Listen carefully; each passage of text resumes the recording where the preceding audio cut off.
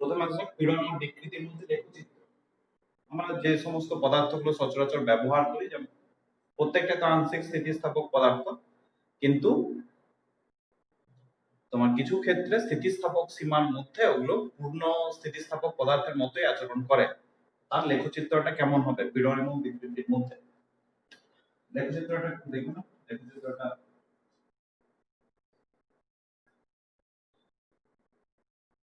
ধরে নাও এই দুটো অক্ষ, এদিক বরাবর আঁকবো বিকৃতি আর এদিক বরাবর আঁকবো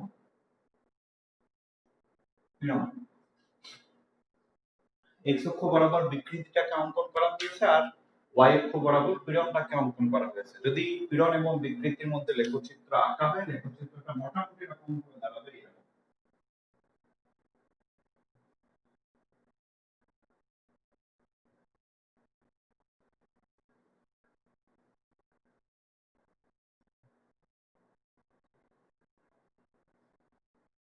এই টাইপের মোটামুটি এরকম ভাবে গ্রাফটা হবে। ঠিক আছে, গ্রাফের কিছু বিন্দুর নামকরণ করে দাও। যেমন যেখান থেকে গ্রাফটা স্টার্ট হয়েছে সেটা তো ও বিন্দু বা মূল বিন্দু। এই যে এখানে বাঁক নিতে শুরু করেছে, বাঁকের ঠিক আগে পোরশনটা হচ্ছে একটা সরল রেখা টাইপের সরল রেখা। তো সরল রেখার যেটা অন্তিম বিন্দু এবং শেষ পয়েন্ট, এই বিন্দুটা ধরে নিচ্ছি, এটাকে কিছু একটা নাম দিতে পারো, এ নাম দিয়ে দাও। ওপরে যে টার্নিংটা রয়েছে, এই যে টার্নিং বাঁক নিচ্ছে, বাঁকের ঠিক আগেটাতে একটা পয়েন্ট ধরে নাও, এটাকে বি বিন্দু নাম দিতে পারো। আর এই যে টার্নিংটা নিয়েছে, টার্নিং এর ঠিক পরে একটা বিন্দু, এটা সি নাম দিতে পারো। একদম সর্বনিম্ন যেটা বিন্দু, এটাকে ডি নাম দিতে পারো।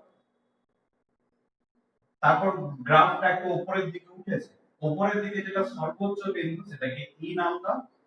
আর একদম লাস্ট পয়েন্টটাকে এফ নাম দিতে পারো। এই ও A B C D E F এই জাতীয় হবে পুরো গ্রাফটা পীড়ন এবং বিকৃতির মধ্যে। কারণ গ্রাফটা থেকে কি বোঝায়? গ্রাফটা থেকে যেটা বোঝায়, এই গ্রাফের কতগুলো পোরশন আছে। যেমন ও থেকে এ পর্যন্ত, এ থেকে বি, বি থেকে সি, সি থেকে ডি, ডি থেকে ই, ই থেকে এফ, এই প্রত্যেকটা অংশের মিনিং গুলো একটু আলাদা আলাদা। কি রকম? যেমন যদি আমরা ও থেকে এ পোরশনটুকু কথা ভাবি, ও থেকে এ পর্যন্ত, ও থেকে এ পর্যন্ত হচ্ছে একটা সরল রেখা। সরল রেখার অর্থ হচ্ছে এই জায়গায় ও থেকে এ পর্যন্ত পীড়ন আর বিকৃতি এই দুটো পরস্পর সমানুপাতিক, অর্থাৎ হুকের সূত্রটা মেনে চলবে। ঠিক আছে, হুকের সূত্র যেটা বলে যে স্থিতিস্থাপক সীমার মধ্যে পীড়ন আর বিকৃতি সমানুপাতিক, এবং সমানুপাতিক হলে লেখচিত্রটা একটা সরল রেখা হবে। এবং এই পোরশনটা কখন ঘটবে না, যদি পীড়নের পরিমাণটা অত্যন্ত কম হয়, তখন এই জাতীয় ঘটনাটা ঘটবে, দুটো পরস্পর সমানুপাতিক হবে। এবং স্থিতিস্থাপক সীমার মধ্যে অতি অবশ্যই থাকতে হবে। তাহলে ও থেকে এ পর্যন্ত এই ক্ষেত্রে পীড়ন ভ্যারিজেস বিকৃতি, অর্থাৎ হুকের সূত্র মেনে চলে। ও থেকে এ পর্যন্ত পৌঁছানো। ঠিক আছে, আচ্ছা এরপর যদি পীড়ন একটু বাড়ানো হয়, এ বিন্দু পরে পীড়ন যদি একটু বাড়ানো হয়, তাহলে বি থেকে এ থেকে বি পর্যন্ত পোরশনের গ্রাফটা আমরা পাবো। ঠিক আছে, আচ্ছা এ থেকে বি পর্যন্ত পোরশনটা যদি দেখি, তাহলে এই জায়গায় লেখচিত্রটা কিন্তু সরল রেখা নয়, জাস্ট বাঁক নিতে শুরু করেছে। তার মানে এখানে পীড়ন বাই বিকৃতি, পীড়ন বাই বিকৃতি যে অনুপাতটা ছিল, বাঁক নিতে শুরু করা মানে কি, এটা ধরে নিচ্ছি আমরা এক্স অক্ষ, এইদিকে ওয়াই অক্ষ, একটা সরল রেখা নির্দিষ্টভাবে যাচ্ছিল, তার একটা নতি আছে থিটা। এবার এই সরলরেখাটা যদি বাঁক নিতে শুরু করে, তাহলে থিটা এই অ্যাঙ্গেলটা কি চেঞ্জ হবে? থিটা অ্যাঙ্গেলটা নিশ্চয়ই আস্তে আস্তে কমতে থাকবে। থিটা অ্যাঙ্গেলটা কমতে থাকার অর্থ হচ্ছে পীড়ন বাই বিকৃতি যে অনুপাতটা, অনুপাতের মানটা কিন্তু আস্তে আস্তে কমবে এ থেকে বি পর্যন্ত পৌঁছে। ঠিক আছে, এ বি পৌঁছায় পীড়ন বা বিকৃতি আগে যেটা ধ্রুবক ছিল সেই ধ্রুবকের মানটা কমে যাবে, অর্থাৎ এই জায়গাতে হুকের সূত্রটা আর মেনে চলবে না। তাহলে হুকের সূত্র মেনে চলে না, শুধুমাত্র এ থেকে বি এইটুকু কোশ্চেনের জন্য। কিন্তু হুকের সূত্র নাও মেনে চললেও এ বিন্দু পর্যন্ত আমি পীড়নটাকে বাড়ালাম, এত দূর পর্যন্ত পীড়ন বাড়ালাম, বাড়ানো হলো বিকৃতি খানিকটা কিছু একটা হবে, ঠিক আছে। যদি পীড়নটাকে আমরা উঠিয়ে নিই, বাহ্যিক বলটাকে উঠিয়ে নিই, তাহলে বস্তুটা পুরোপুরি আবার প্রাথমিক অবস্থানে ফিরে আসবে। এখন যদি পীড়নটাকে আরেকটু বাড়িয়ে বি বিন্দু পর্যন্ত নিয়ে যায়, তাহলে হুকের সূত্র মেনে চলবে না ঠিকই, কিন্তু পীড়নটাকে যদি সরিয়ে নিই, ও কিন্তু আবার প্রাথমিক অবস্থানে ফিরে আসবে, ঠিক আছে। তাহলে এ থেকে বি বিন্দু পর্যন্ত পীড়ন বা বিকৃতির অনুপাতটা কমবে, হুকের সূত্র মেনে চলবে না, কিন্তু প্রযুক্ত বলটাকে উঠিয়ে নিলে ও আবার পুরোপুরি প্রাথমিক অবস্থানে ফিরে আসবে। আচ্ছা, বি থেকে সি, বি থেকে সি মানে হচ্ছে এই যে টার্নিংটা, উপরে যে কার্ভটা, বাঁকটা নিয়ে নিয়েছে। বাঁক নিয়ে নেওয়ার অর্থ হচ্ছে পীড়ন বা বিকৃতির যেটা অনুপাত সেটা আরো একটু কমে যাবে। তাহলে পীড়ন আর বিকৃতি এই অনুপাতটা আরো কমবে, এবং যথারীতি যদি আরো কমে যায় তাহলে হুকের সূত্র মেনে চলবে। এক্ষেত্রেও হুকের যেটা সূত্র, এটা হুকের সূত্রটা মেনে চলবে।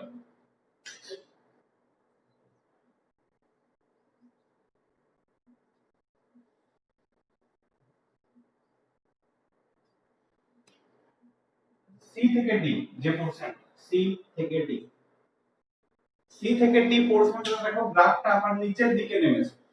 নিচের দিকে নেমে যাওয়ার অর্থটা কি? নিচের দিকে নেমে যাওয়ার অর্থটা হচ্ছে নতিটা নেগেটিভ হয়ে যাবে, ঋণাত্মক হয়ে যাবে, অর্থাৎ পীড়ন বাই বিকৃতির অনুপাতটা ঋণাত্মক হবে। এই ক্ষেত্রে পীড়ন বাই বিকৃতি এটা সমান হয়ে যাবে নেগেটিভ, ঋণাত্মক। ঋণাত্মক হয়ে যাওয়ার মিনিংটা কি? ঋণাত্মক হয়ে যাওয়ার মানে হলো যদি আমরা পীড়নটাকে কমিয়েও নিই তাও কিন্তু বিকৃতি বেড়ে যাবে, একটাকে কমালেও অন্যটা বাড়বে। অর্থাৎ এত বেশি বল প্রয়োগ করে দিয়েছি এখানে সি থেকে ডি বিন্দু পর্যন্ত যে বস্তুটা, এমনিতে একটা পলিথিনকে যদি ধরে টানো দেখবে পলিথিনের বিভিন্ন অংশগুলো আস্তে আস্তে পাতলা হয়ে যাবে, খুব বেশি বল প্রয়োগ করে যদি টানা হয়, ঠিক আছে। এখন ওই পাতলা হতে শুরু করার পর তুমি যদি বলটাকে ছেড়ে দাও তাও দেখবে যে জায়গাটা পাতলা হয়ে গেছে সেটা আরো ক্রমাগত আস্তে আস্তে পাতলা হয়ে যাবে, ঠিক আছে, ওটাকে আর আটকানো যাবে না। অর্থাৎ পীড়নটাকে সরিয়ে দিলেও বিকৃতি কিন্তু বাড়তে থাকবে সিবি পোরশনটাতে। সিবি এর পর আসছে ডি থেকে ই বিন্দু পর্যন্ত পৌঁছায়,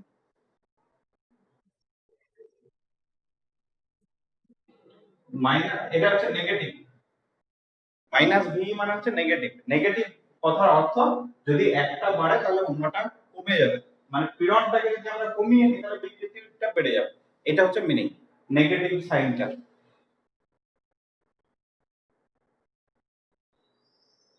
আচ্ছা, ডি থেকে ই বিন্দু পর্যন্ত পৌঁছায়, ডি থেকে ই বিন্দু পর্যন্ত পৌঁছানোটাতে কি ঘটনা ঘটবে না, এক্ষেত্রে তো হুকের সূত্র আগেই নালিফাই হয়ে গেছে, মেনে তো চলছে না।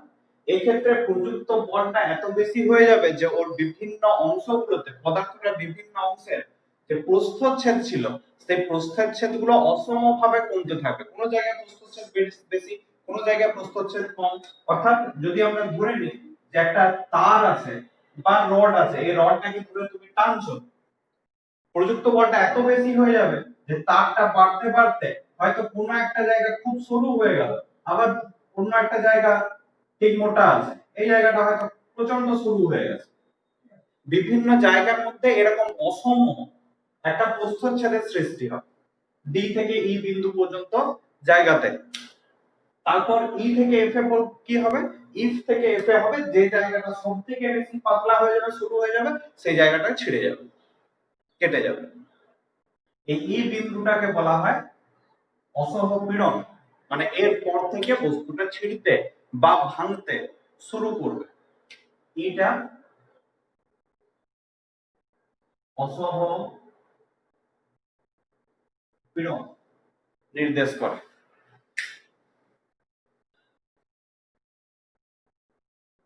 গ্রাফটা যদি ছবিতে মানে পরীক্ষাতে পড়ে দুটো বিন্দু অতি অবশ্যই ইন্ডিকেট করতে হবে, সেটা হচ্ছে ই বিন্দুটা অসহগ পীড়ন নির্দেশ করছে, আর এইখানে যে বি বিন্দুটা, বি বিন্দুর ছবিটা আঁকা হয়েছে, বি বিন্দুটা স্থিতিস্থাপক সীমা নির্দেশ করবে, স্থিতিস্থাপক সীমা। কারণ এই বি বিন্দু পর্যন্ত যদি পীড়নটাকে সরিয়ে নেওয়া হয় তাহলে বস্তুটা আবার পুনরায় প্রাথমিক অবস্থানে ফিরে আসবে। বি বিন্দুটা যেই আমরা ক্রস করে যাব, সেই পীড়নটাকে সরিয়ে নিলে বা বাহ্যিক বলটাকে সরিয়ে নিলে বস্তুটা প্রাথমিক আকার আয়তন আর ফেরত পাবে না।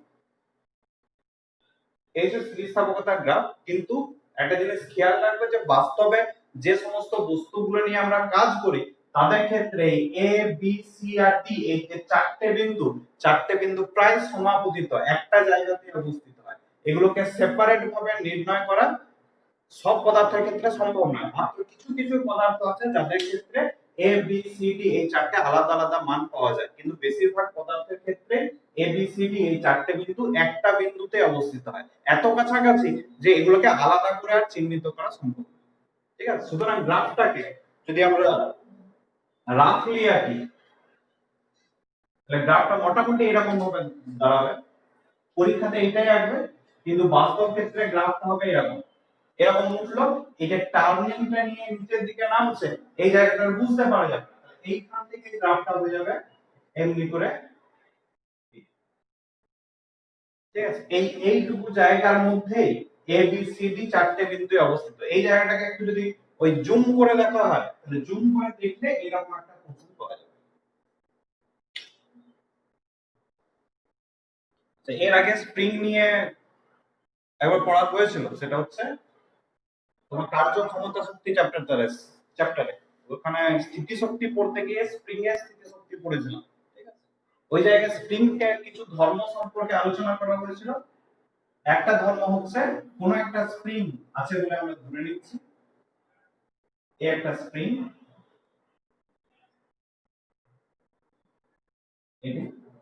আমরা চাইছি যে স্প্রিংটার উপর বাইরে থেকে আমরা বল প্রয়োগ করব F পরিমাণ, যাতে স্প্রিংটার দৈর্ঘ্য বৃদ্ধি ঘটে। ধরে নিচ্ছি F পরিমাণ বল প্রয়োগের ফলে স্প্রিংটা দৈর্ঘ্যে খানিকটা বেড়ে গেল।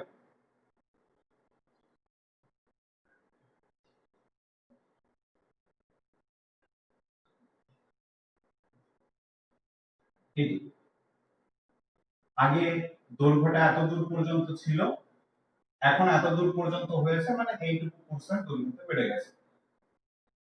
এই পোরশনটাকে আমরা ধরছি x, কত বল প্রয়োগ করা হয়েছে F পরিমাণ বল প্রয়োগ করার ফলে এরকম দৈর্ঘ্য বৃদ্ধি ঘটেছে। এখন আমরা জানি স্প্রিং এর ক্ষেত্রে এই যে দৈর্ঘ্য বৃদ্ধি আর প্রযুক্ত বল এই দুটো পরস্পরের সমানুপাতিক। যদি কম পরিমাণ দৈর্ঘ্য বাড়াতে চায় তাহলে অল্প পরিমাণ বল প্রয়োগ করতে হবে, যদি বেশি দৈর্ঘ্য বাড়াতে চায় তাহলে অনেক বেশি পরিমাণ বল প্রয়োগ করতে হবে। সুতরাং F টা ভ্যারি করবে x এর সাথে, F ভ্যারিজেস x, বা ভ্যারিয়েন্সটাকে যদি সমান চিহ্ন দিতে চাই তাহলে f সমান কোন একটা ধ্রুবক লাগে k ইনটু x। এটা হচ্ছে স্প্রিং এর ক্ষেত্রে প্রযুক্ত বলের সমীকরণটা। এবং এই জাতীয় একটা সমীকরণ পাওয়া গেছিল ইয়ং গুণাঙ্ক যখন পড়েছিলাম, ইয়ং গুণাঙ্কের ক্ষেত্রে যে কোন একটা তারের উপর প্রযুক্ত বলটাও কিন্তু f সমান 9 k ইনটু x এই টাইপের হয়। হ্যাঁ, এখানে k যে বল ধ্রুবক সেই জায়গায় অন্য কোনো রাশিমালা এসেছে। আচ্ছা, k এটাকে বল ধ্রুবক বলা হয়ে থাকে। বল ধ্রুবকের একক মাত্রা ইত্যাদিগুলো নির্ণয় করা হয়েছিল, সেই সম্পর্কে আর যাচ্ছি না। তাহলে এই হচ্ছে স্প্রিং এর ক্ষেত্রে প্রযুক্ত বলের সমীকরণ, যে একটা স্প্রিং এর উপর কতটা বল প্রয়োগ করলে ও কতটা দৈর্ঘ্য বৃদ্ধি পাবে। এ পরিমাণ বল প্রয়োগ করলে x পরিমাণ দৈর্ঘ্য বৃদ্ধি পাবে, সমীকরণ হচ্ছে এটা। আর এইটা পড়ার বিষয় না, পড়ার বিষয় হচ্ছে স্প্রিং এর সমবায়, মানে অনেকগুলো স্প্রিং কে যদি আমরা যোগ করে দিই, জুড়ে দিই একটার সাথে আরেকটা, তখন বল ধ্রুবক গুলো কিভাবে পাল্টে যাবে।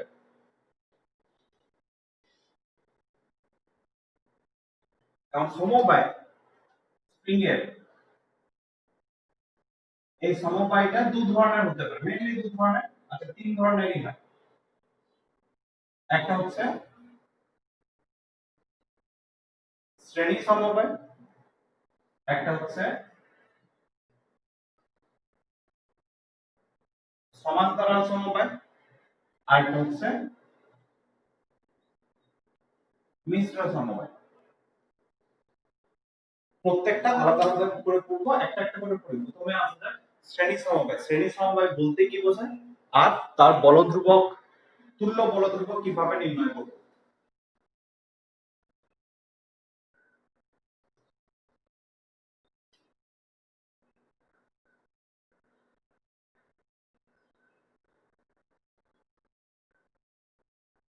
শ্রেণী সমবায়, শ্রেণী সমবায় হচ্ছে, ধরে না এটা হচ্ছে একটা সিলিং বা ছাদ, ছাদ থেকে একটা স্প্রিং কে ঝুলিয়ে দেওয়া হয়েছে।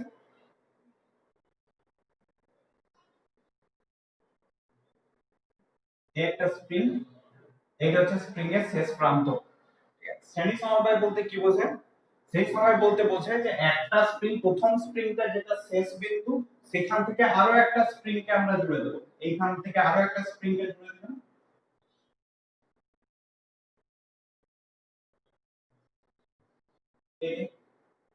আবার দ্বিতীয় স্প্রিং এর যেটা শেষ বিন্দু, সেখান থেকে 3 নম্বর স্প্রিংটা শুরু হবে, এখান থেকে আরো একটা স্প্রিং এ জুড়ে দিতে পারি। এরকম ভাবে যদি পর পর স্প্রিং গুলো জোড়া থাকে, তাহলে সেটাকে বলা হয় শ্রেণী সমবায়। অর্থাৎ প্রথম স্প্রিং এর যেটা শেষ বিন্দু, সেখান থেকে দ্বিতীয় স্প্রিংটা শুরু, দ্বিতীয় যেটা শেষ বিন্দু, সেখান থেকে 3 নম্বরে শুরু, এইভাবে পর পর চলতে থাকে। এই ধরনের যোগ করাকে বলা হচ্ছে স্প্রিং এর শ্রেণী সমবায়।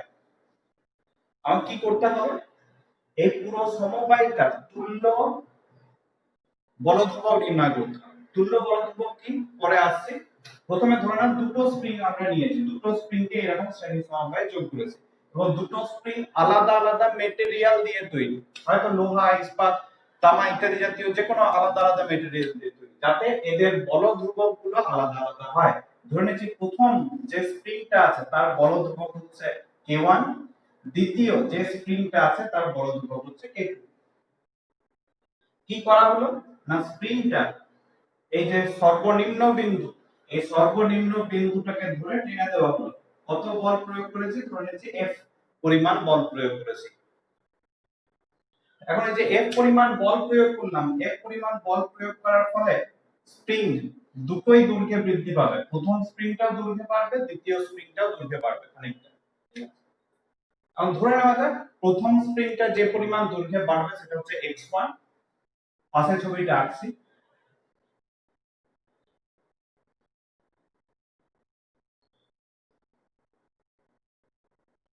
প্রথম স্প্রিংটা দৈর্ঘ্যে খানিকটা বেড়েছে, এখানে প্রথম স্প্রিং এর শেষ, দ্বিতীয় স্প্রিংটা দৈর্ঘ্যে খানিকটা বাড়বে।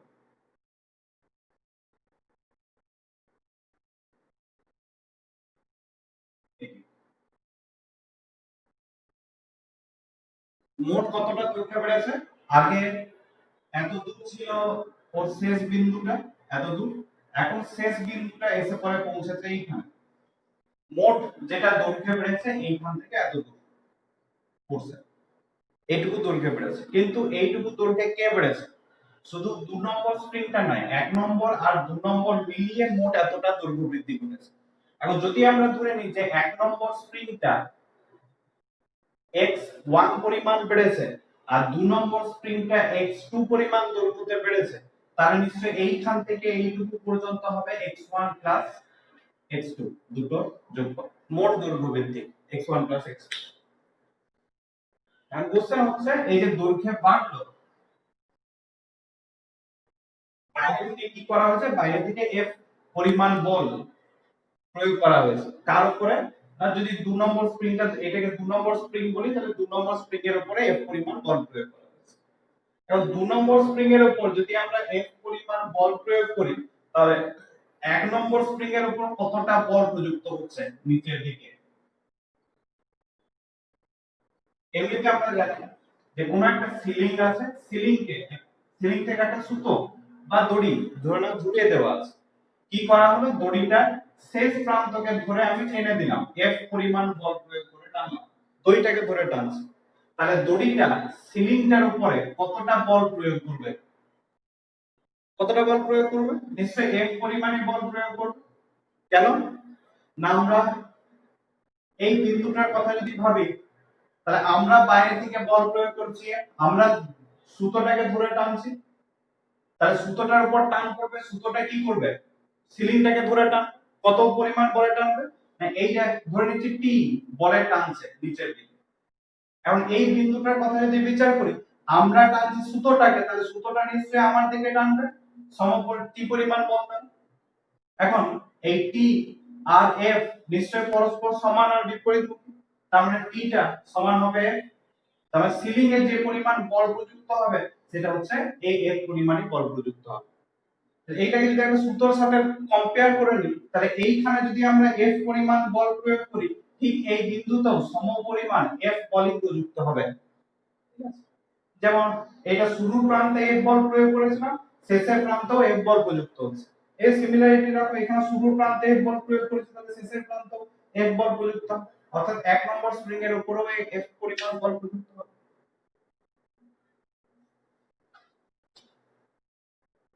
এরপর দুটো স্প্রিং আলাদা আলাদা ভাবে বিচার। প্রথম স্প্রিং এর কথা যদি বিচার করি, তাহলে প্রথম স্প্রিং এর প্রযুক্ত বল সমান হচ্ছে এফ, এই এফ টা প্রথম স্প্রিং এর প্রযুক্ত বল এফ, আর এর দৈর্ঘ্য বৃদ্ধি কতটা হয়েছে, দৈর্ঘ্য বৃদ্ধি সমান x1 পরিমাণ দৈর্ঘ্য বেড়েছে। তাহলে আমরা কি লিখতে পারি, স্প্রিং এর সমীকরণ থেকে নিশ্চয়ই F সমান হবে k1 x1, F সমান kx টাইপের ফর্মুলা। তাহলে এক নম্বর স্প্রিং এর উপর প্রযুক্ত বল যেহেতু F সমান k1 x1 হবে। আচ্ছা, এইখান থেকে x1 টা একটু নির্ণয় করে নাও, x1 সমান হবে F ডিভাইড বাই k1। এটাকে এক নম্বর সমীকরণ নাম দিতে পারো, এক নম্বর। একই রকম ভাবে দ্বিতীয় স্প্রিংটার কথা যদি বিচার করি, সেকেন্ড স্প্রিংটা, দ্বিতীয় স্প্রিংটার উপর প্রযুক্ত বল কত, দ্বিতীয় স্প্রিংটার উপর তো সরাসরি এফ বল প্রয়োগ করেছে, তার প্রযুক্ত বলে এর দৈর্ঘ্য বৃদ্ধি কতটা ঘটেছে, দৈর্ঘ্য বৃদ্ধি, দ্বিতীয় স্প্রিংটা শুধুমাত্র x2 পরিমাণ দৈর্ঘ্য বৃদ্ধি করেছে, মানে x2। এই ক্ষেত্রে সমীকরণ যেটা লেখা যেতে পারে f সমান হবে k2 x2, f সমান kx থেকে এখান থেকে x2 টা একটু বার করে নাও, x2 সমান হবে f ডিভাইড বাই k। এটাকে দুই নম্বর সমীকরণ নাম দিলাম। তাহলে পুরো স্প্রিং এর যেটা সমবায়, মোট দৈর্ঘ্য কতটা বেড়েছে, নিশ্চয়ই x1 x2, আর 1 আর 2 নম্বর সমীকরণ থেকে মোট দৈর্ঘ্য বৃদ্ধির একটা সমীকরণ পেয়ে যাবে। তাহলে মোট দৈর্ঘ্য বৃদ্ধি x1 x2 সমান কি লেখা যেতে পারে, x1 এর মান পেয়েছো, x2 এর মান পেয়েছো, 1 আর 2 নম্বর সমীকরণ থেকে বসিয়ে দাও। তাহলে দেখো বসিয়ে দিলে দেখো f টা কমন যাবে, পড়ে থাকবে 1 by k1 plus 1 by k2, এই জাতীয় সমীকরণ পড়ে থাকবে। এটাকে 3 নম্বর সমীকরণ নাম দিলাম, মোট দৈর্ঘ্য বৃদ্ধির একটা সমীকরণ পাওয়া গেল। আর যেটা বললাম, স্প্রিং এর সমবায়ের ক্ষেত্রে কি নির্ণয় করতে হবে, তুল্য বল ধ্রুবক নির্ণয় করতে হবে। তুল্য বল ধ্রুবক বলতে কি বোঝায়, তুল্য বল ধ্রুবক বলতে বোঝায় এই যে স্প্রিং এর সমবায়টা ছিল দুটো স্প্রিং এর, এই সমবায়টাকে সরিয়ে নেওয়া হলো, এটা রাখা হলো না, তার পরিবর্তে কি রাখা হলো, তার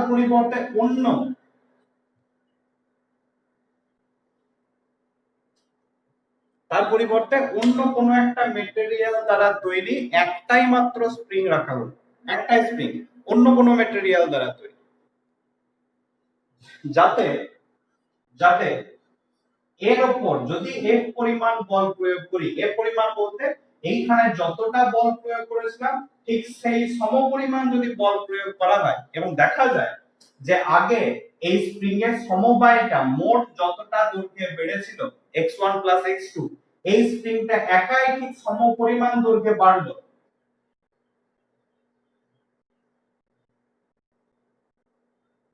এই স্প্রিংটা একাই সমপরিমাণ দৈর্ঘ্যে বেড়েছে এইখান থেকে এত দূর পর্যন্ত, এর মানটাও x1 x2 সাথে সমান। তাহলে এই সিঙ্গেল স্প্রিং, একটাই মাত্র স্প্রিং এর যেটা বল ধ্রুবক k, সেই k টা হবে পুরো সমবায়টার তুল্য বল ধ্রুবক। তুল্য বল ধ্রুবক বলতে কি বোঝায় না, সমবায় যেটা ছিল সেটাকে সরিয়ে দিলাম, তার পরিবর্তে কি রাখা হলো, অন্য কোনো মেটেরিয়াল দ্বারা তৈরি একটাই মাত্র স্প্রিং রাখা হলো। কি করা হলো, সমবায়টার উপর যতটা বল আমি প্রয়োগ করেছিলাম এর উপরও ঠিক সমপরিমাণ বল প্রয়োগ করলাম, একই বল প্রয়োগ করলাম। এবং যদি দেখা যায় যে পুরো সমবায়টা মোট যতটা দৈর্ঘ্যে বেড়েছিল x1 x2 এ একাই ঠিক সমপরিমাণ দৈর্ঘ্যে বাড়লো x1 x2, তাহলে এই সিঙ্গেল স্প্রিংটার যেটা বল ধ্রুবক k সেটা হবে পুরো সমবায়টা তুল্য বল ধ্রুবক।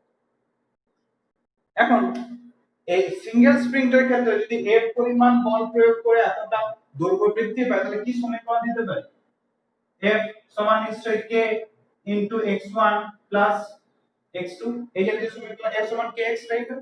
এর বল ধ্রুবক হচ্ছে k আর দৈর্ঘ্য বৃদ্ধি x1 প্লাস x2, এটা হচ্ছে তুল্য স্প্রিং এর ক্ষেত্রে এই সমীকরণ পাবো। এখান থেকে x1 প্লাস x2 টা নির্ণয় করতে পারো, x1 প্লাস x2 সমান কি হবে, k টা জাস্ট এই সাইডে নিচে চলে আসবে, তাহলে f ইনটু 1 বাই k লেখা যেতে পারে, এটা 4 নম্বর সমীকরণ, k টা জাস্ট নিচে। এখন এই 3 আর 4 নম্বরে যদি তুলনা করো তাহলে এইখানে x1 x2 x1 x2 দুটো একই, এইখানে f আর এখানে f দুটো একই, তাহলে নিশ্চয়ই ওইখানে ব্র্যাকেটের ভিতরে টার্মটা আর এখানে 1 বাই k নিশ্চয়ই একই হবে। তাহলে দুটো সমীকরণ 3 আর 4 তুলনা করে যেটা পাবো,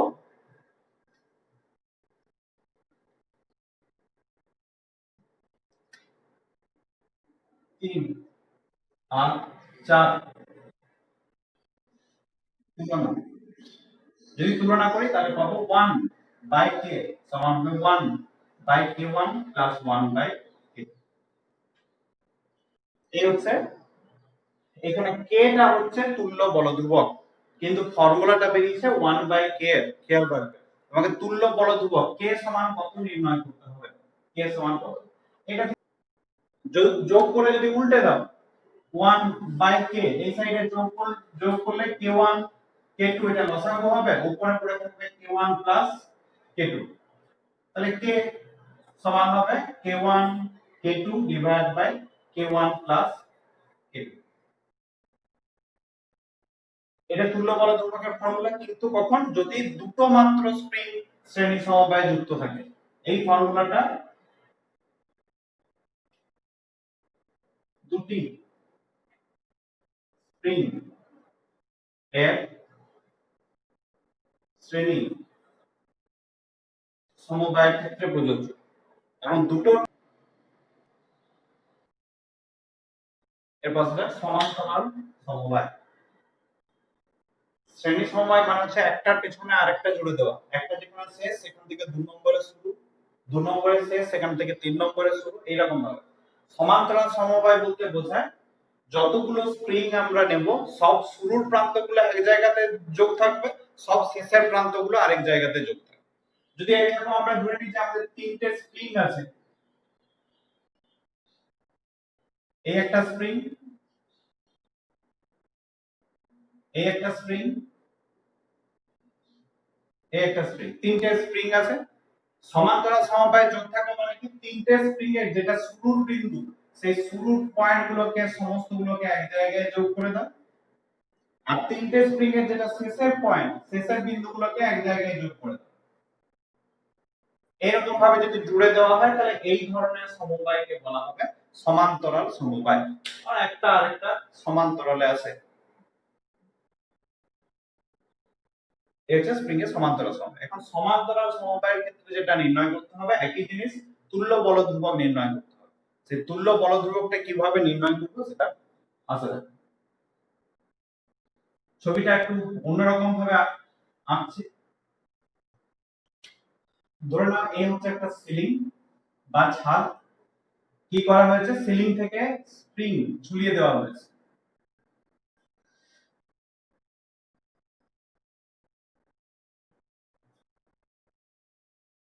একটা স্প্রিং,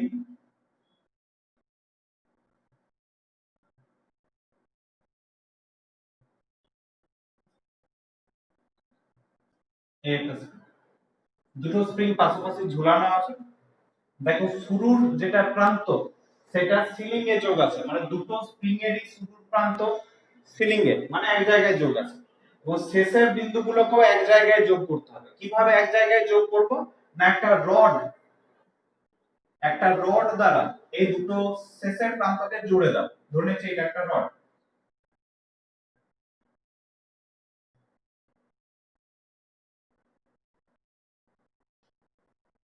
এই রডটা দ্বারা শেষের প্রান্তগুলোকে জুড়ে দেওয়া হলো, তার মানে শেষের প্রান্তগুলো একটা জায়গায় যোগ আছে। তাহলে এই ধরনের সমবায় হচ্ছে স্প্রিং এর সমান্তরাল সমবায়। আর কি করা হলো না, এই রডটার উপর এমন একটা জায়গায় বল প্রয়োগ করা হলো, ধরে নিচ্ছি F পরিমাণ বল প্রয়োগ করা হলো কোন একটা জায়গায়, F পরিমাণ বল প্রয়োগ করা হলো এমন ভাবে এবং এমন জায়গায় বল প্রয়োগ করা হলো যাতে এই যে রডটা যেরকম অবস্থানে ছিল ঠিক তার সমান্তরালে, এরকম ছিল ঠিক তার সমান্তরালে খানিকটা নিচে নেমে চলে যায়।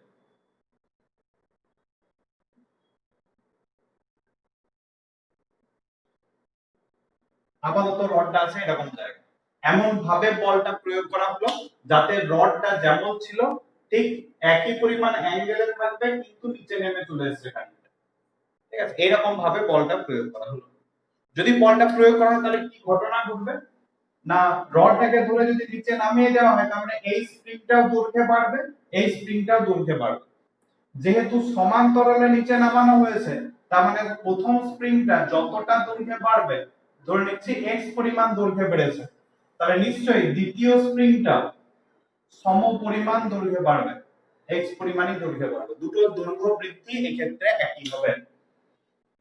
শ্রেণী সমবায়ের ক্ষেত্রে এটা আলাদা ছিল, শ্রেণী সমবায়ের ক্ষেত্রে কি দুটো দৈর্ঘ্য বৃদ্ধিগুলো আলাদা আলাদা, একটা x1 ধরেছিলাম একটা x2, কিন্তু সমান্তরাল সমবায়ের ক্ষেত্রে দুটোরই দৈর্ঘ্য বৃদ্ধি একই হবে। আচ্ছা, প্রথমটা বড় ধ্রুবক k1, দ্বিতীয়টা বড় ধ্রুবক k2, যেমন ধরা হয়েছিল সেই রকমই, কিন্তু আগেরটার সাথে পার্থক্য হলো আগে শ্রেণী সমবায়ের ক্ষেত্রে একটা স্প্রিং এ F বল প্রয়োগ করলে দ্বিতীয়টা তো F বল প্রযুক্ত হচ্ছে, কিন্তু এই ক্ষেত্রে পুরো সমবায়টাতে যখন আমরা F বল প্রয়োগ করব এই F বলটা দুটো ভাগে ভেঙে যাবে, খানিকটা কাজ করবে প্রথম স্প্রিংটার উপরে আর খানিকটা কাজ করবে দ্বিতীয় স্প্রিংটার উপরে। ধরে নিচ্ছি প্রথম স্প্রিংটার উপরে কাজ করছে F1 বল, দ্বিতীয় স্প্রিংটার উপরে কাজ করছে F2 বল। ঠিক আছে, এই F1 আর F2 দুটো বলের যোগফল হবে F, F1 আর F2 এর লব্ধি হবে F। এর আগে তোমাদের স্থিতিস্থাপক প্রথম স্প্রিংটার কথা যদি বিচার করা হয়, প্রথম স্প্রিং এ কতটা বল প্রযুক্ত হচ্ছে, প্রযুক্ত বল সমান হচ্ছে F1, এর দৈর্ঘ্য কতটা বেড়েছে, দৈর্ঘ্য বৃদ্ধি সমান x পরিমাণ দৈর্ঘ্য বেড়েছে, তাহলে নিশ্চয়ই F1 সমান k1 x দেখা যেতে পারে, f সমান kx ফর্মুলা থেকে। একই রকম ভাবে যদি দ্বিতীয় স্প্রিংটার কথা ভাবি, দ্বিতীয় স্প্রিংটা এটা দ্বিতীয় স্প্রিং কতটা বল প্রযুক্ত হচ্ছে, বল হচ্ছে F2, এর দৈর্ঘ্য বৃদ্ধি সমপরিমাণ ঘটেছে x,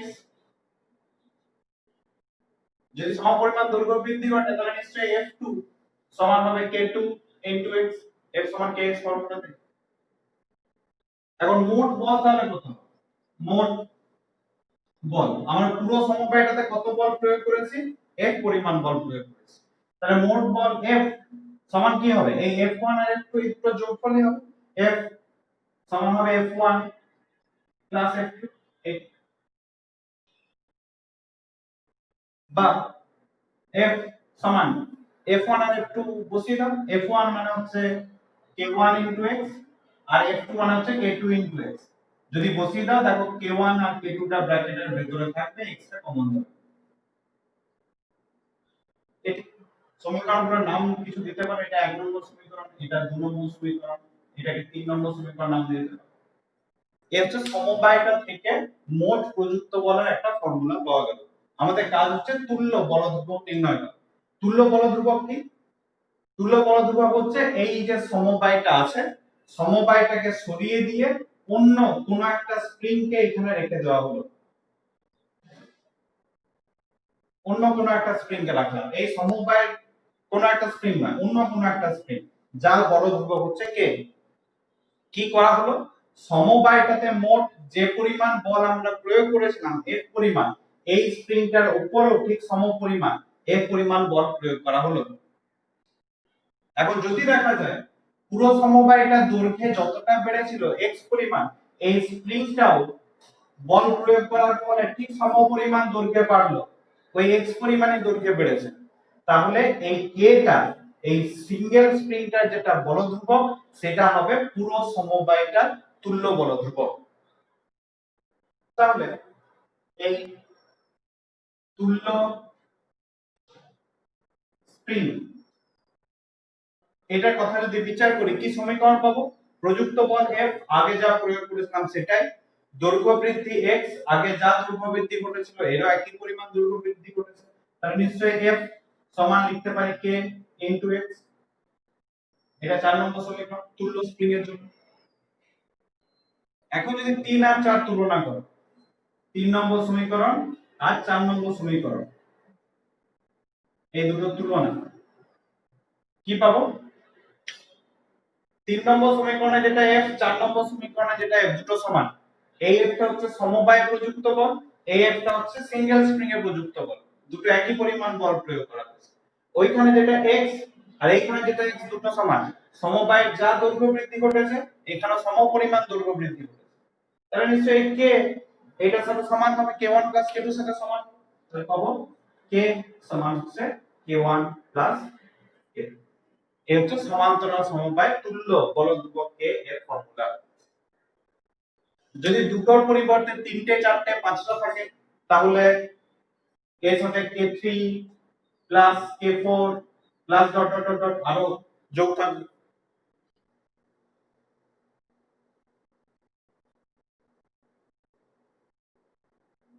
এরকম ভাবে 4টে স্প্রিং কে জুড়ে দেওয়া আছে, সবথেকে সহজ সরল দেখো, 4টে স্প্রিং কে জুড়ে দেয়, এই সমবায়টা হচ্ছে তোমার মিশ্র সমবায়। কেন মিশ্র সমবায় না, এইটাকে যদি 1 নম্বর, এটাকে 2 নম্বর, এটাকে 3 নম্বর, এটাকে 4 নম্বর স্প্রিং ধরে নেওয়া হয়, তাহলে এই ছবিটাতে 2 আর 3, এই 2 নম্বর আর 3 নম্বর স্প্রিং যেটা আছে সেটা কিসে যোগ আছে, সমান্তরাল সমবায়ে যোগ আছে, কারণ 2 আর 3 এর শুরুর প্রান্তটা এক জায়গায়, শেষের প্রান্তটা এক জায়গায় জুড়ে আছে, তাহলে 2 আর 3 হচ্ছে সমান্তরালে যোগ আছে। যদি সমান্তরালে যোগ থাকে তাহলে এই দুটো স্প্রিং এর পরিবর্তে আমি একটাই মাত্র স্প্রিং ব্যবহার করতে পারি, ঠিক আছে।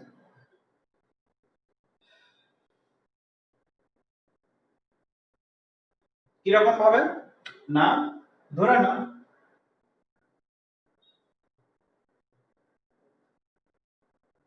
এটা বল ধ্রুবক k1 সমান হচ্ছে 2, এটা বল ধ্রুবক k2 সমান হচ্ছে, এটা 4 করে দাও, k2 সমান হচ্ছে 2, এটা বল ধ্রুবক k3 সমান হচ্ছে 2, এটা বল ধ্রুবক k4 সমান হচ্ছে 4, এরকম ভাবে আছে। তাহলে কি বলতে পারি যে k2 আর k3 এই দুটো স্প্রিং এটা সমান্তরালে আছে, যদি সমান্তরালে থাকে তাহলে এই দুটোর তুল্য বল ধ্রুবক কি হবে, তুল্য বল ধ্রুবক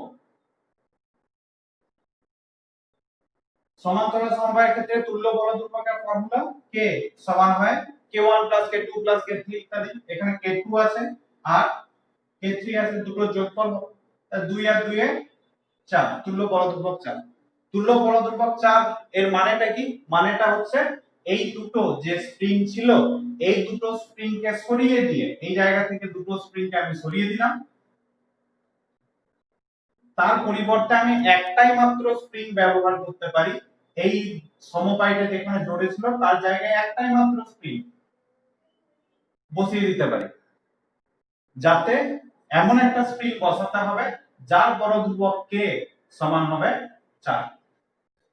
এই যে তুল্য বড় ধ্রুবক কে বের হলো, তাহলে দুটোর পরিবর্তে একটা স্প্রিং বসাতে পারি, যদি বসে তাহলে তার বড় ধ্রুবক সমান 4 হতে হবে। এবং দুটোর পরিবর্তে যদি একটা বসিয়ে দিই তাহলে বাকি যেটা পড়ে থাকলো সেটা কিসে আছে, সেটা নিশ্চয়ই শ্রেণী সমবায় আছে। তাহলে বাকি যেটা পড়ে আছে সেটা হচ্ছে k1 k আর k4, এই তিনটা আছে শ্রেণীতে। শ্রেণীতে যদি থাকে তাহলে তুল্য এই তিনটের তুল্য কত হবে, তুল্য বলতো তো যদি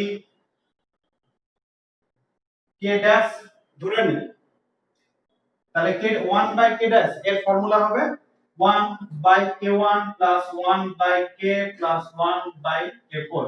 এই তিনটে 1 বাই 1 বাই করে যোগ করো, তাহলে তিনটের মানই তো 4, তাহলে যোগ করলে হবে 3 এর 4।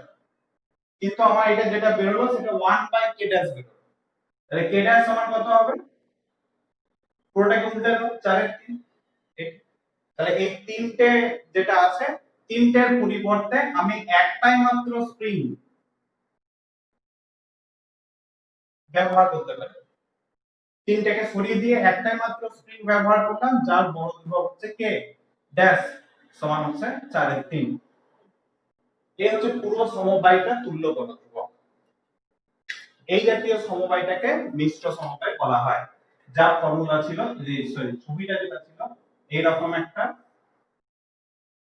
এরকম একটা, এরকম একটা আর এরকম একটা। এটা হচ্ছে মিশ্র সমবায় আছে, এইখান থেকে এই ছবি পাবে, এইখান থেকে এই ছবি পাবে।